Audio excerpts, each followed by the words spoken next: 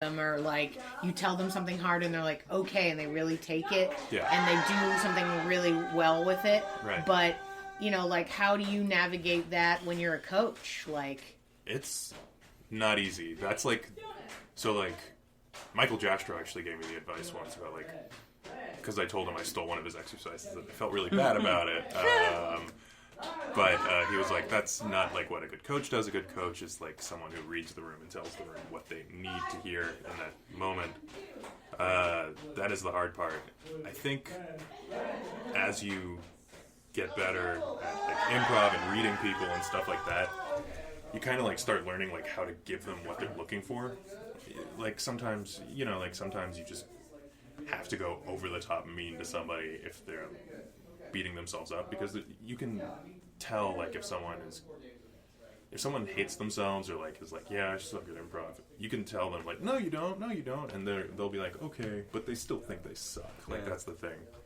So you kind of have to like prod them a little bit and be like, yeah, you really fucking suck at this, dude. Like you have to like really reel them into it to the point where they get defensive a little bit, and then they'll start like believing that they're good, because that's they've like been challenged. Yeah. They decided they wanted to be. I'll be like, okay, fuck you. All right. And then Yeah. Exactly. Oh, that's smart. I like that. That's how my roommate gets me to read books that don't have pictures of them. Because I like comic books more than I like just in my standard reading. I like comic books more, and every now and then he'll just be like, yeah, in front of a bunch of people, he'll be like, yeah, Wendell doesn't like pictures or books without pictures in them. I'm like, motherfucker, and I'll just go read like Paradise Lost or something. Yeah, right. Boom, fuck you. That sucks. That was really hard. You can save a lot of time and just buy a used book and then just slam it down on the table. I just something you definitely didn't read. Yeah. Read it. So great. I have a lot of weird classics you could probably throw at him. Oh, sure. Yeah. From college that I just kept to look cool in a bookshelf. That's worked like 3 times, and every time he's like, oh, well, tell me about it. And then we're in a book club, and I'm just mad. I'm just like, oh, shit. Sneaky, worst thing. Sneaky fucker, yeah. I want you to write a sketch about that. Just like manipulative Wait a book minute. club. I'm like holding tea, and I'm just like, son of a bitch. All of a sudden it's you and a bunch of like housewives, and you're all like, there's a reason why Oprah gave this her seal of approval. Damn I it. just look at the cover, I'm like, she sure as shit did. What is that? Teaching a college class, that's the second beat. See, but then that can happen, and I'll just be like, all right. Sometimes sometimes because I don't feel the need to do it for myself doesn't mean like if I sorry, I thought I was wearing my shirt inside out. I was like, oh no. I like that that's a possibility. Yeah, it so is. And nobody would have said anything. Books with pictures. Yeah. He's like, sorry, I found my shirt with it. Yeah, no, I'm coming off real. I got pregnancy brain too. No, it's contagious. I'm real sorry if it happens to you, Frank. But yeah, like even after it, I'm glad I did it, and I don't really care what like I'm just like I can see the good in what him fucking with me did. I'm just like, all right, yeah, whatever. Okay, I read that book. Sometimes I just don't ask too much of myself, and then like if I can have other people ask shit of me, then I'm pushed farther. I think. Yeah. Which I like that as a method of coaching. I'm always worried about that because of the I feel lady terrible. dynamic. Just because, if you're a lady and you push a little too hard, then they're all like, what a bitch. Right. But sometimes when I see men do it, they'll be like, oh, he's so strong. I know. And so I'm like, So I have to balance, and so I always have this sort of mom card in there that I kind of been using for a long time, even though this is the first child that will emerge from my body. Sure. Well, yeah, young improvisers want someone to take care of them too. Like that's like a thing. And that might work in your favor sometimes. But it does sometimes. Also, that sucks. I mean, I never felt like you were like I can attest to that because I don't know if I've ever felt like you were like mad at me so much as disappointed. You know what I mean? Like disappointment is what motivates me most of the time. Yeah, Other people's disappointment in me, especially in improv. Like that's like if I effed up and it would on a show and people are just disappointed, sketch or improv too. It's just like that's what makes me want to do something better. Because if it's just me, I'm just like, no, that sucked. You just screwed yourself now. Yeah. It's over. Yeah. I mean, you've been doing it for years. Don't That's That's why we're here right now. That's, she was disappointed we didn't want to do a podcast or something. Yeah. That's how this 1 year in we decided. Because some people are guilted motivated them by to do it. like internal. It's their internal drive, and I mean, mine's okay, but I think when you are around other people that are talented, and you want to help them, and be as good as them. Sometimes that'll. Yeah. No, for sure. I mean, like, that's the end goal, right? Like, we all want to be good at this. There's no reason why you wouldn't want to be good at this. Otherwise, you wouldn't be here. Right. And it's just about, like, figuring out, like, so how do you want to be good at this? Like, how do I make you understand? Like, how do I give you that permission to just be good at this? Because I've never met somebody who was bad at improv, I guess, is the thing. Is that everybody makes me laugh. So there's, like, not a reason why you wouldn't be good, except for, like, you're afraid to be good, or, like, you're not giving yourself permission. Is that because you get a kind heart, or probably? I don't I was know. like, because you are a sweet boy for sure. So I could see that, like, as far as See, like that's a mom shit you right get that there. kindness. Sweet No, I boy. mean, but I was like, You're no, not the I was first like, person to say I that. was like, no, Frank and I have hung out before. It's Yeah. not like this is the first time I'm meeting him. We've had conversations. We've I'm had aware many of his conversations. kindness. We Like, spent 6 hours in a car together once. yeah, we took a wild road trip to Dallas. Okay. Where we both have the same Drug run? agent. Oh, okay. And we got called on an audition to Dallas, and we kind of called each other and we're like, are you going to Dallas? Like, yeah, I'm going to go to Dallas. And I'm like, let's just carpool and, like, make this not the worst. Yeah. So we just had a little road trip.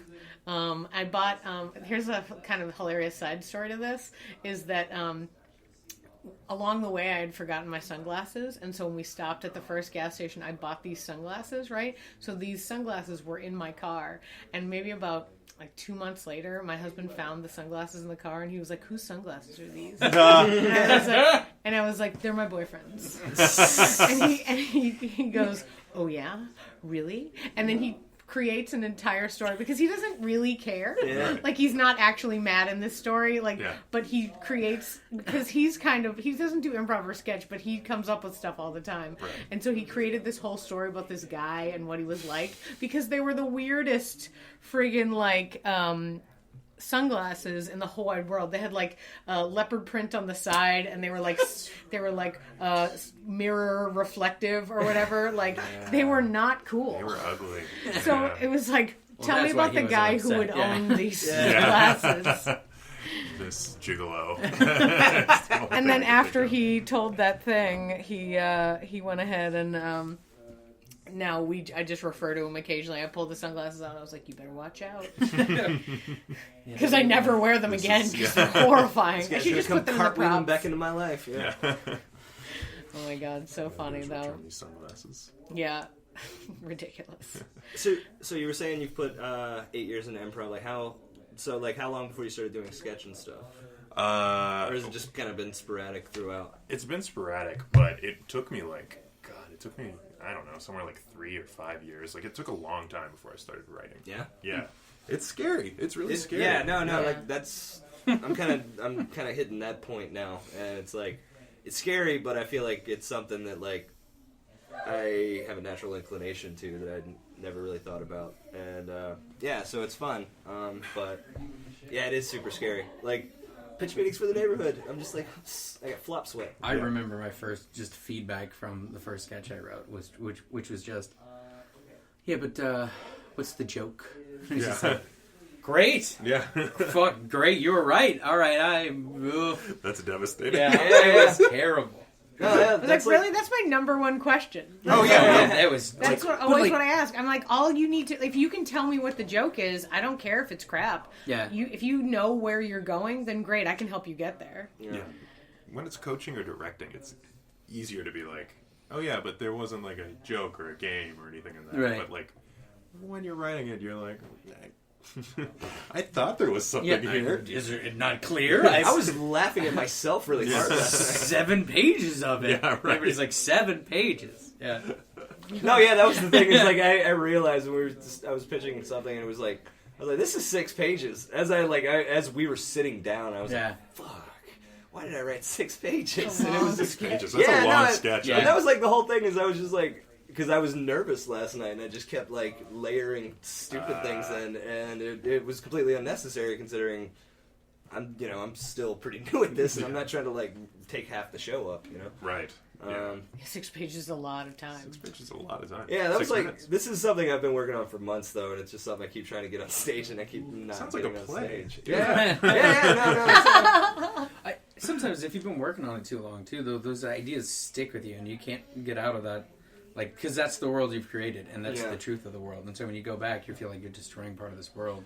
Yeah. And that, no one will ever get to see that thing you created, which is interesting. Yeah, but sometimes I've found that when you're writing a sketch, there's actually 2 sketches in there. There's a sketch you thought you were going to write, and then there's a sketch you're writing. Right.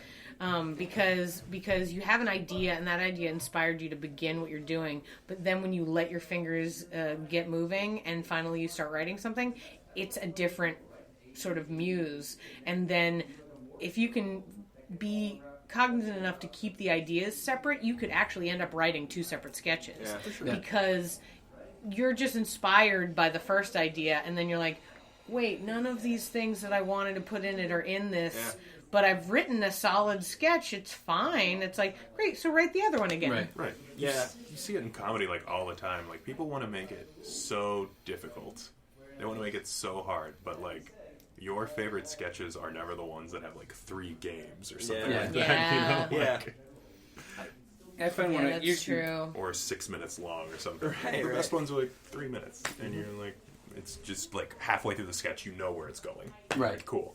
Well, I always tell when I'm teaching level 1 and I'm trying to explain 3 beats, I remember there was a Electric Hullabaloo show where they did Pie in the Face 3 times. And I was like, that was it, guys. Yeah. There wasn't a reason for the pies in the face. They just threw pies in people's faces. Yeah. And the 3rd time they did it, it was so friggin' satisfying. It was like it happened, and I saw that 3rd pie, and I was like, oh boy, I'm so excited. Yeah. It's going in a face. Like, and it was so simple. Yeah. It had nothing to do with anything. Yeah. I loved it. Yeah. I think Jasper was just saying the other day, like, all comedy is just an inside joke. And he said who brought that idea to him, but he's just like, and that's all you have to do is just have to bring him on that inside joke. And the 3rd pie is like, what's coming now. You're in on this joke. Yeah. Because somebody walks in on the 3rd pie and never seen the other 2, they don't care. Yeah. Yeah. But, yeah.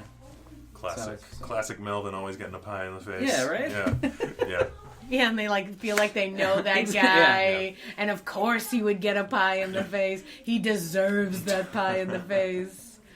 I feel like that's actually the beauty of like the show Fuck This Week that you do, is because when you do a show that has the Armando format, that has a story to open it up, the audience is already on board with that, and then they're just with you to support and help that person through their tough time. Yeah. As you are like, we're gonna make it silly for you. Yeah, I mean, make if you it's feel like better. if it's a sad story, sometimes you get stories that are so entitled and everybody immediately hates them. That's the other thing, though, is because you guys as the cast, you make fun of that person in a way, and the entire audience is already on board, because as soon as they heard that story, they made the judgment: do they like that person or not? Yeah. And you guys are usually on the side of the audience. You so can it's tell. real good. Yeah, there was some guy so who funny. like made a joke about beating his wife or something like that, like on stage, and it was like, "Fuck, dude! Like, like, why did you do that?"